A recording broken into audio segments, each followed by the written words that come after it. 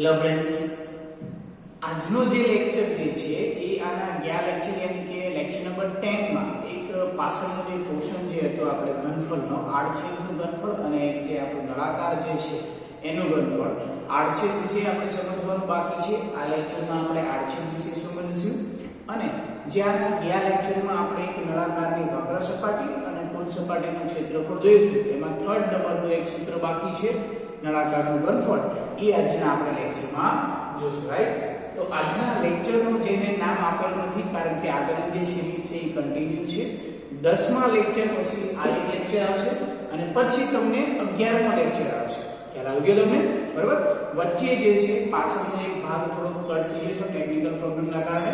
એટલા માટે હું અહીંયા લેક્ચરનું નામ નથી આપતો, ખાલી એનું સૂત્ર લખીને આગળ વધીશ, રાઈટ? તો આજના લેક્ચરમાં આપણે મેઈન 3 સૂત્ર ભણવાના છે, યાની કે નળાકારના ટોટલ કેટલા સૂત્ર થશે? 5. વક્ર સપાટી, કુલ સપાટી, આજે આપણે ભણશું નળાકારનું ઘનફળ અને બાકીના બે જે છે એ તમારા માટે તદ્દન નવા છે, એનો આપણે આજના લેક્ચરમાં અભ્યાસ કરવાનો છે, રાઈટ? તો ચાલો કરીએ નળાકારનું ઘનફળ. તો હવે નળાકાર આકૃતિ તમને ખ્યાલ છે કે આપણે લંબચોરસ પેજ લીધું અને પેજ ઉપરથી આપણે એક શું બનાવ્યો? આ ટાઈપનો એક નળાકાર બનાવ્યો. આ સૂત્ર જે છે બધા વિદ્યાર્થી મિત્રો યાદ છે. ફરી વખત ખાલી આપણે રિવાઇઝ કરીએ કે વક્ર સપાટી યાની કે 2πrh, પછી તેની કુલ સપાટી 2πr કૌંસમાં h + r. આજના લેક્ચરમાં આપણે સ્ટાર્ટ કરવાનું છે તેનું ઘનફળ. તો આ જે છે એને આપણે નળાકારની ઊંચાઈ કીધી હતી અને આ જે છે એ નળાકારની આપણે શું કીધી હતી? ત્રિજ્યા કીધી છે, રાઈટ?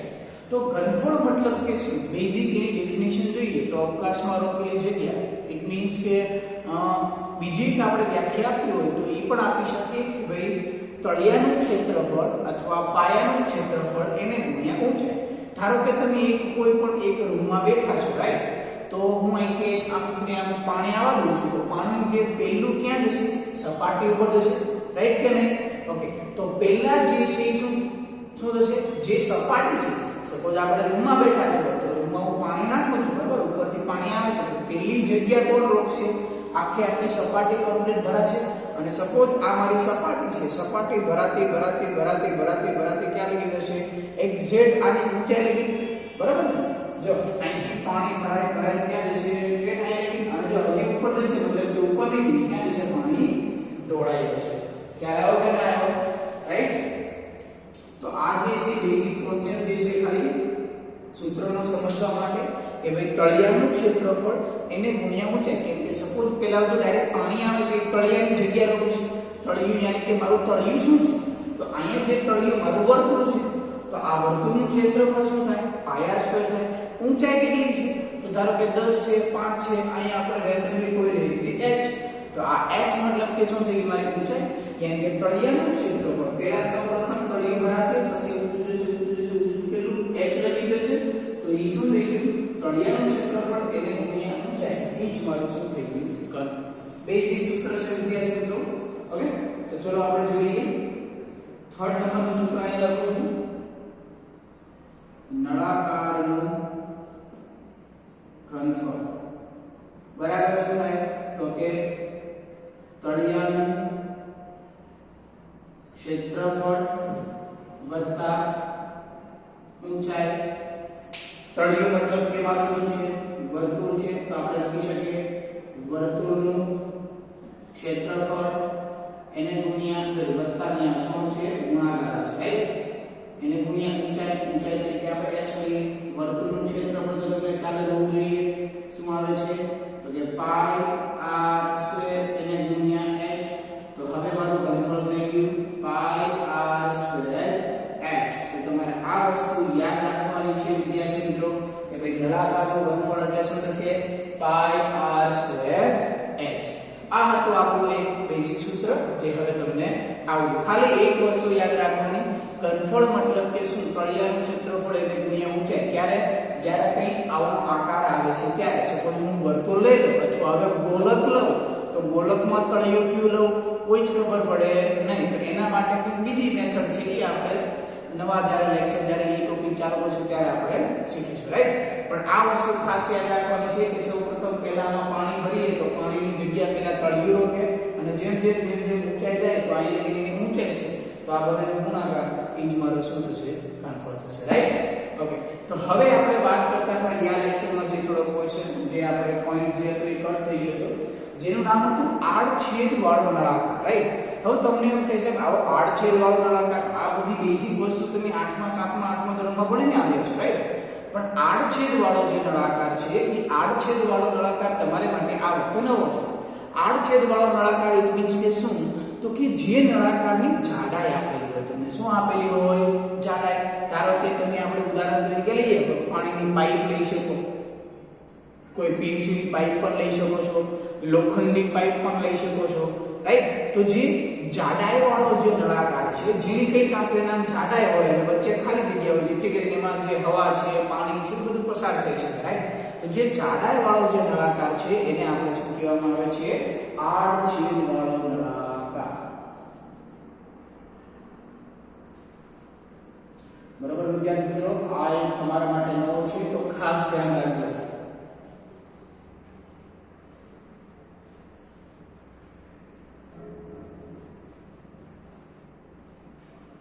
चलो आड़छेद वाला नळाकार છે, તો સૌપ્રથમ પહેલા એની આકૃતિ જોઈએ તો તમને વ્યવસ્થિત ખ્યાલ આવી જાય. આડછેદ વાળો નળાકાર એટલે કે ચલો હવે હું એને થોડો જાડાઈ વાળો નળાકાર દોરી દઈએ આપણે, બરોબર?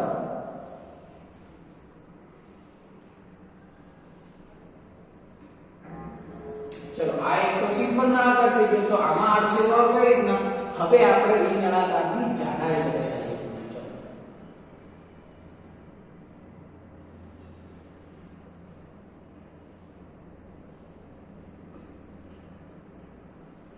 તો વિદ્યાર્થી મિત્રો, આ જે તમને દેખાય છે આ વસ્તુ તમને શું આપેલી છે, જાડાઈ આપેલી છે. શું આપેલી છે, જાડાઈ છે. એટલે કે પાણી જે છે આમાંથી ક્યાંયથી પસાર નથી થતું, ઓન્લી ફોર ક્યાંથી, આ જે વચ્ચેનો જે નળાકાર છે તેમાંથી જ પસાર થાય છે. આ કેવો છે, જાડાઈ વાળો નળાકાર. એટલે કે આ બધું છે જાડું છે, એટલે કે સપોઝ લોખંડ હોય તો આ લોખંડથી બનેલું છે, લાકડું હોય તો લાકડાથી બનેલું છે, પીવીસી પાઇપ એટલે પ્લાસ્ટિક હોય તો આ પ્લાસ્ટિકથી બનેલું છે, રાઈટ?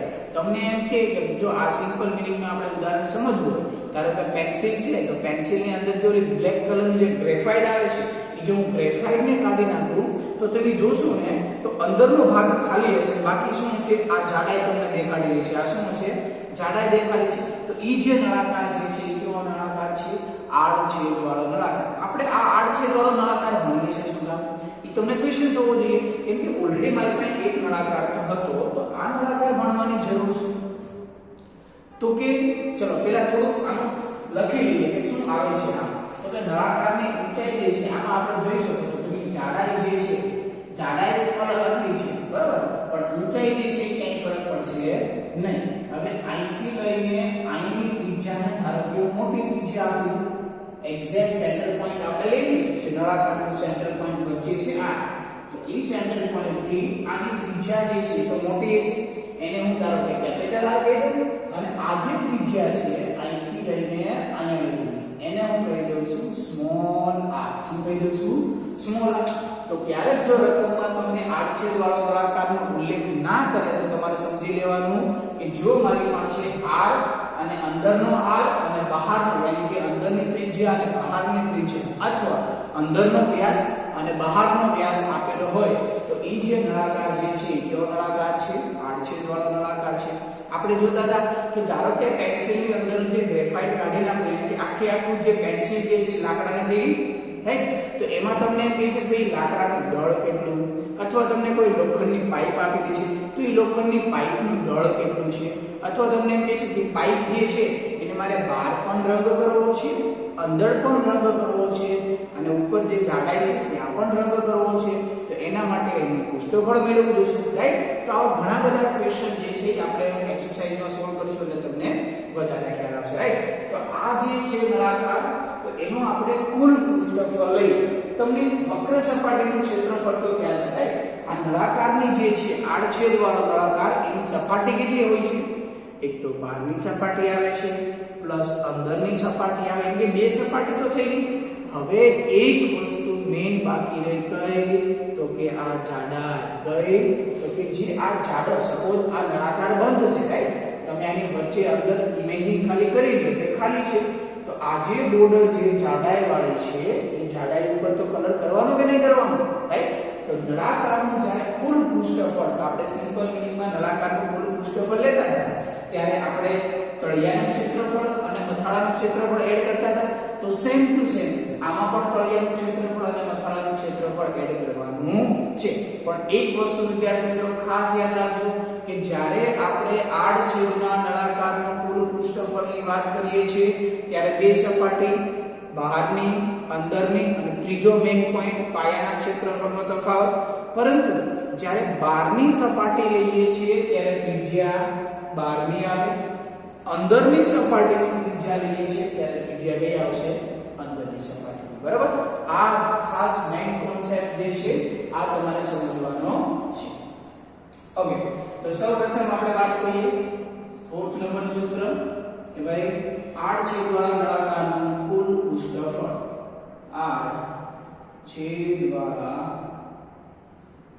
નળાકારનું કુલ પૃષ્ઠફળ બરાબર કુલ પૃષ્ઠ ટોટલ સપાટી બહારની, અંદરની. તો આપણે લખીએ પેલા બહારની વક્ર થશે ને, બહારની કેવી થશે? વક્રાકાર છે એટલે કે શું આવશે? બહારની વક્ર સપાટીનું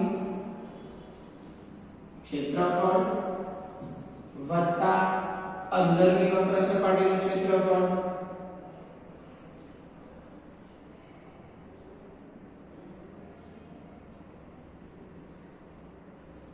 અને આ જે વસ્તુ જે છે એ હવે આપણે સમજીએ કે થર્ડ પોઈન્ટ હું શું લખીશ. કેમ કે આ વસ્તુ તમને ખ્યાલ છે, બહારની વક્ર સપાટી મીન્સ કે અહીંયા હું શું લખીશ? બહારની વક્ર સપાટીનું ક્ષેત્રફળ તો તમને ખ્યાલ છે 2 પાઈ rh. તો અહીં શું લખશું? 2 પાઈ. પરંતુ બહાર છે તો આ બહારની ત્રિજ્યા છે કેપિટલ RH.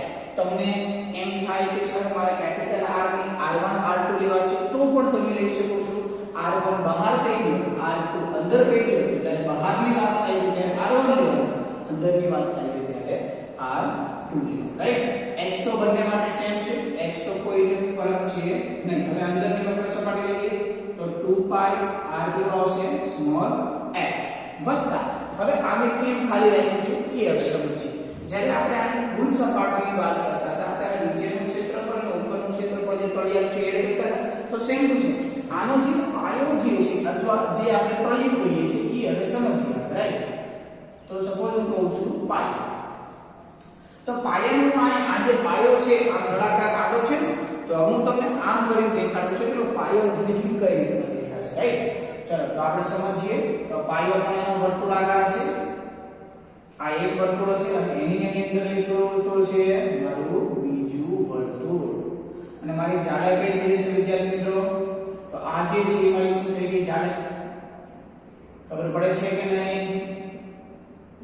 સમજો, ખાલી ઇમેજિન કરો કે ભાઈ તમારી પાસે આ નળાકાર છે. હવે મેં એ નળાકારને આમ કરી આમ તમને બતાવ્યો છે, એટલે કે આ જે છે એ શું છે? આ તમને પાયો જે છે એ બતાવે છે. ફરી વખત તમને કહી દઉં કે અહીંથી અહીંયા લગીની જે ત્રિજ્યા છે એને મેં નામ આપ્યું હતું કેપિટલ R. અહીંથી અહીંયા લગીની જે ત્રિજ્યા છે એને મેં આપેલું છે સ્મોલ r. તો હવે જો મારે કેટલો ભાગ જોઈએ છે? ખાલી આ જાડાઈ વાળો ભાગ જોઈએ છે. સમજો વિદ્યાર્થી મિત્રો, અહીંથી અહીંયા લગીનો જે છે એ કેપિટલ R છે. મતલબ કે અહીંયા જો આપણે વર્તુળ દોરીશ, રાઈટ? આમ કરીને જો એક વર્તુળ દોરીશ સિમ્પલ મિનિંગમાં, તો આવું થશે. મતલબ ખાલી આપણે જોવાનું છે આવું થશે એવું ખાલી એકદમ. ઓકે, ચલો આ કયું છે? r ત્રિજ્યા વાળું. તો હવે આનું ક્ષેત્રફળ ગણીએ તો શું થશે? પાઈ r સ્ક્વેર થશે, રાઈટ કે નહીં? ઓકે, હવે મારી પાસે બીજી ત્રિજ્યા છે અહીંથી લઈને અહીંયા લગીની એનું પેલું સ્મોલ r. યાની કે આનું મેં જ્યારે ક્ષેત્રફળ મેળવ્યું ત્યારે શું થઈ ગયું? આ બધું થઈ ગયું, રાઈટ? આનું ક્ષેત્રફળ મેળવ્યું ત્યારે આ બધું આખું વર્તુળ આવી. ઓકે, હવે જોજો, હવે હું જ્યારે અહીંથી અહીંયા લગીની આ જે r ત્રિજ્યા હશે સ્મોલ r, તો એનું એક વર્તુળ આમ કરીને આમ થશે કે નહીં થાય? પણ આ ભાગ તો મારે ખાલી રાખવાનો છે. ઇટ મીન્સ કે મારે આનું ક્ષેત્રફળ આ ભાગ તો આખે આખો ખાલી રાખવાનો છે. આમાં મારે કોઈ વસ્તુ જોઈએ નહીં. મારે ખાલી જોઈએ છે કઈ? આ જાડાઈ જોઈએ છે. મારે બીજું કાંઈ જોતું નથી. કેપિટલ R હોય, અહીંથી મારો સ્મોલ r હોય, તો મારે જોઈએ છે ખાલી શું આ જાડાઈ વાળો ભાગ જોઈએ છે. ઇટ મીન્સ કે મોટા પાય r સ્ક્વેર માંથી નાનો પાય r સ્ક્વેર બાદ કરી દો તો ખાલી જાડાઈ વધી કે ના વધી, એ જ વસ્તુ આપણે સમજવાની હતી આપણે. ચલો મોટો પાય r સ્ક્વેર એટલે કે આ થઈ ગયું પાય કેપિટલ R સ્ક્વેર, એમાંથી બાદ શું કરવાનું થશે pi small r square. It means કે ખાલી મારે જે આટલો ખાલી ભાગ જોતો હતો આ આખામાંથી આ ખાલી ભાગ બાદ કરી દો તો જ આ વસ્તુ મારે ખાલી વચ્ચે કે નહીં વધે, રાઈટ? સમજો ખાલી. તો આ થઈ ગયું મારે પાય r કેપિટલ પાય r સ્ક્વેર માંથી સ્મોલ પાય r સ્ક્વેર બાદ કરી દીધા. હવે આજે તો ખાલી તો મેં ખાલી પાયો લીધો, આ જે નળાકાર આમ હતો એને ખાલી આપણે આમ સમજ્યા, પરંતુ આ તો વસ્તુ સમજે જ, આ તો બાકી ને. તો અહીંયા એક મોટું વર્તુળ હશે, સેમ ટુ સેમ અહીંયા એક મોટું વર્તુળ છે, એવું જ વર્તુળ ઉપર હશે, તો ટોટલ મોટા વર્તુળ જે કેટલા થઈ જશે 2 થઈ જાય. સેમ ટુ સેમ અહીંયા નાનું વર્તુળ છે, એવી જ રીતના ઉપર નાનું વર્તુળ છે, તો એ પણ કેટલા થઈ ગયા 2. તો આ વસ્તુ જે હતી એ આપણે ખાસ સમજવાની હતી કે પાયાના ક્ષેત્રફળનો તફાવત જે છે એ આપણે એડ કરવાનું છે. શું કામ? કારણ કે અમારી જાડાઈ જે છે એ જાડાઈ બનાવી છે. ઓકે, ચલો તો હજી આને સિમ્પ્લિફિકેશન આપી દઈએ. આમાંથી 2π કોમન કાઢીએ તો વધ્યા કેટલા r² સ્મોલ r² વધે. હવે જો ખાસ તમારી પાસે એક આ સૂત્ર છે a² b², યાની કે આનો આન્સર શું થશે? એક વખત પ્લસ અને એક વખત માઈનસ. તો સેમ ટુ સેમ અહીં આપણે લખી શકીએ 2π કૌંસમાં એક વખત પ્લસ એક વખત માઈનસ. તો જો જે વિદ્યાર્થી મિત્રો આ થઈ ગયો તમારા પાયાના ક્ષેત્રફળનો તફાવત કે જે આ ખાલી શું દર્શાવે છે? આ જાડાઈ દર્શાવે છે. તો હવે એને ખાલી આપણે એડ કરવાનું છે. તો અહીંયા આપણે લખી દઈએ કે ભાઈ પાયાના ક્ષેત્રફળનો તફાવત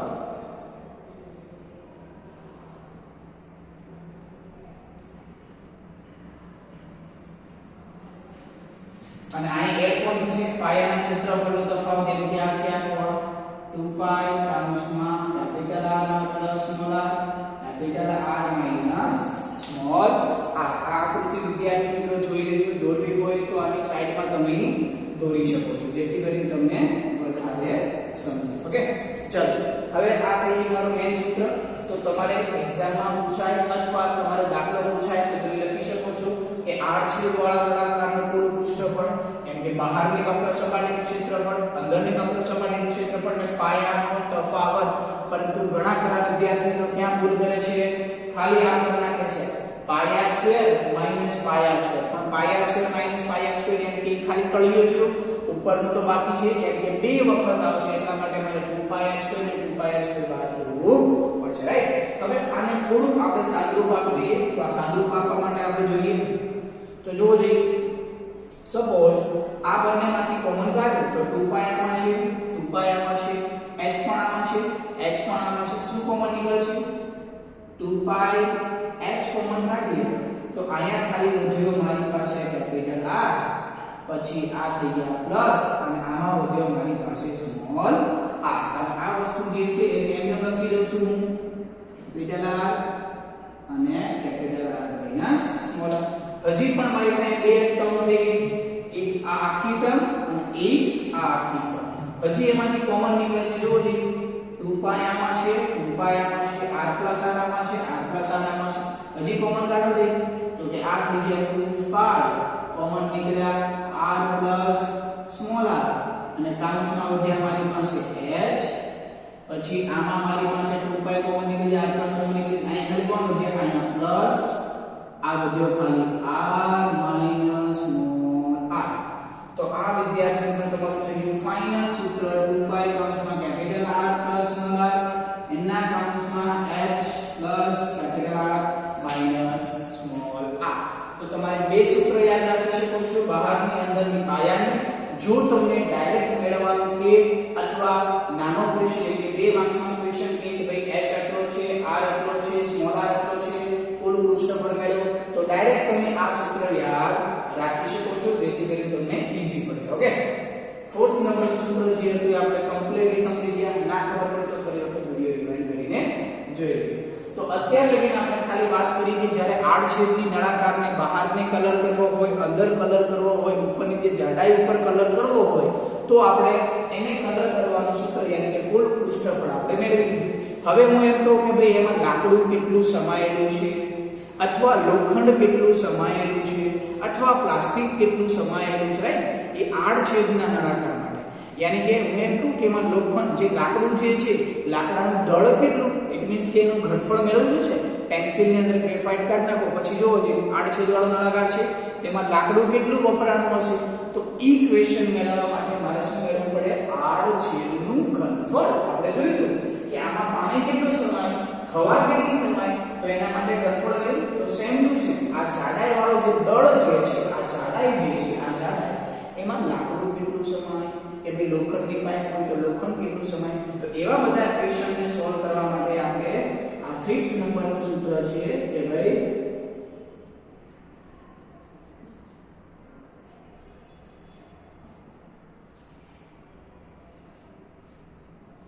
આડછેદવાળા નળાકારનું ઘનફળ. ઓકે, આડછેદવાળા નળાકારનું ઘનફળ. પહેલા વખતે મને એ કહ્યું ભાઈ નળાકારનું ઘનફળ શું થાય? પાઈ r સ્ક્વેર h. તો સેમ ટુ સેમ આયા મારી પાસે આલી 2 પાઈ r છે. તો r શું કરશું? એના માટે જો આ હું જો કેપિટલ R ની વાત કરું એમ કે બહારની ત્રિજ્યાની વાત કરું તો એનું ઘનફળ જ્યારે લઉં છું ત્યારે આ આખી પાઇપ આવી ગઈ છે, આખી પાઇપ આવી ગઈ. પણ મારે આખી પાઇપ તો નથી જોઈતી, મારે ખાલી એટલી જ જોઈએ છે. તો મોટા પાઈ આ r માંથી આ નાના r નું ઘનફળ યાની કે બહારના ઘનફળમાંથી અંદરનું ઘનફળ બાદ કરી કુલ ઘનફળમાંથી આ કુલ આખા પાઇપનું ઘનફળ એટલે પાઈ કેપિટલ R સ્ક્વેર. આ આખા પાઇપના ઘનફળમાંથી આ જે નાની પાઇપ જે છે એ નાની પાઇપનું ઘનફળ શું થાય? પાઈ સ્મોલ r સ્ક્વેર h. બાદ કરી દો, કામ પતી જાય કે ના પતી જાય? આયો કે નહીં? આમાં પૃષ્ઠમાં સપાટીની વાત થતી હતી એટલા માટે અંદર બાર અને તળ પાઈનો તફાવત લીધો. પણ હવે તો ઘનફળ આખાની વાત થાય છે તો આમાં શું થશે? બહારનું ઘનફળ યાની કે આખું ટોટલ પાઇપનું ઘનફળ શું થશે? પાઈ કેપિટલ R સ્ક્વેર h માંથી પાઈ સ્મોલ r સ્ક્વેર h આપણે બાદ કરી દઈએ. જોજો આમાં પાયો બધું કાઈ નહીં, આમાં આપણે કાઈ નથી કર્યું. ઘનફળ મતલબ કે તળિયાની ગુણ્યા ઊંચાઈ. તો સેમ ટુ સેમ આ જે છે એ કોણ છે? આખા ઘનફળ છે. તો મારે આ આખું મેળવવું હોય તો કેપિટલ R લેવો પડે, પરંતુ મારે તો ખાલી અંદરનું નથી જોતું. આ કેટલું બનેલું છે? આ જાડાઈ જે છે એ શેની બનેલી? લાકડાની. તો કેટલું લાકડું વપરાય? આ જાડાઈમાંથી જ વપરાય છે, અંદર તો ખાલી ભાગ છે, એમાં તો લાકડું વપરાવાનું નથી. એટલા માટે મારે શું બાદ કરવું છે? અંદરનું છે એ મારે બાદ કરવું પડે. તો હજુ જોઈએ આમાં પણ કોમન નીકળે છે. પાઈ h કોમન ના કાઢો એટલે r square minus small r. અને હવે તમને ખબર છે કે ભાઈ બંનેનો પદનો ઇન્ડિવિડ્યુઅલ સ્ક્વેર આપેલો હોય તો એક વખત પ્લસ એક વખત માઈનસ, પરંતુ બંનેની નિશાની જે છે વચ્ચે માઈનસ હોવી જોઈએ. ઓકે, તો આ થઈ ગયું આડછેદના નળાકારનું ઘનફળ. હંમેશા જો આ suppose metre minus metre metre, metre plus metre metre, metre ગુણ્યા મીટર મીટર સ્ક્વેર, અને h પણ મારો મીટરમાં હશે એટલે ઘનફળ શેમાં આવશે? હંમેશા ક્યુબમાં આવશે. ઓકે વિદ્યાર્થી મિત્રો, તો આજે 10મા નંબરના લેક્ચરમાં જે પાછળનો ભાગ કટ જોજો એ ખાલી આ 3 સૂત્ર હતા. એટલે કે નળાકારના ટોટલ સૂત્ર થઈ ગયા 5. આમ ગણો તો નળાકારના 3 અને આડછેદના આ 2. એટલા માટે મેં સિરીઝ કન્ટિન્યુ રાખેલી છે 5 સૂત્ર. ઓકે, ચલો વ્યવસ્થિત રીતે નોટ્સમાં લખી લેજો.